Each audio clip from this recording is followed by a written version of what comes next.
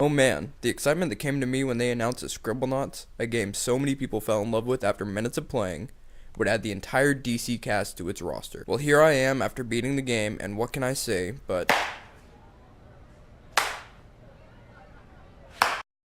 let's start with the basics. Graphics, almost a mirror match for the original. Kinda sad as the 3DS can handle much better graphics than that. The controls were good, easy, and responsive. The music was decent for each level, nothing superb. Now for the meat. Levels. There aren't that many, each about the same size as the original Scribblenauts levels, with about the same number of mini quests and then a major quest at the end. The design of the levels is rather bland, and the art for them is very simplistic. Sad as with the areas covered such as Oa, Gotham City, and the Fortress of Solitude, there was ample opportunity to make really great looking levels. The mini quests are almost copy and paste from the original Scribblenauts, as most of the quests involve giving people a way to fix a broken item or finding something for them. A handful of them are actually superheroes asking for help taking down a villain, or a villain asking for help. This was disappointing, as I felt with this being focused on DC, there was plenty of room for superhero-specific quests and or saving citizens. Most of the quests require so little creativity that I found myself purposely creating the most abstract way to complete the task just to feel a sense of accomplishment. The major quests. Here is where the superheroes shine through. But wait, you mean you actually spend your time doing very little against the villains, but instead against another foe from your past? So you mean instead of going toe-to-toe with these villains and testing my might, I'm sitting here countering and waiting for the superheroes to take care of the villain? Great.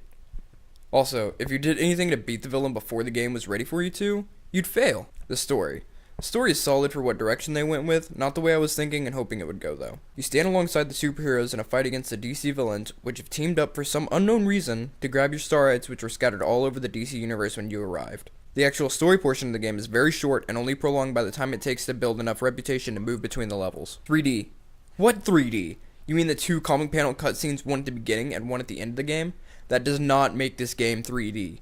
The entirety of the game is played on the bottom touchscreen, which yes, is helpful when you need to move objects around, but is really sad when you're expecting an actual 3D title. It's advertised 3D right on the box! Creativity. I did not find a single object that I could not create.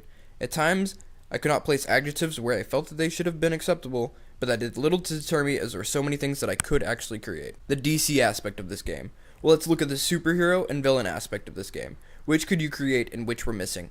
I did not find any normal character missing at all, but I was a bit sad when there are 36 versions of Batman, 16 versions of Superman, and 1 version of Aquaman. I know it's not the best superhero, but they could have at least included the different versions that there have been. 36 versions of Batman, really? I have to give it to them for having every member of the Lantern Corps that I could think of. That was impressive. The bottom line, Scribblenauts Unmasked is I give it a 4 out of 10. For something that was supposed to be all about the superheroes, they did a pretty bad job about making that the main focus. If you're a hardcore Scribblenauts and DC fan, both, not just one, wait until the price drops like a bomb when every copy bought by someone over the age of 10 gets returned. I guess it's just another mediocre game with DC heroes.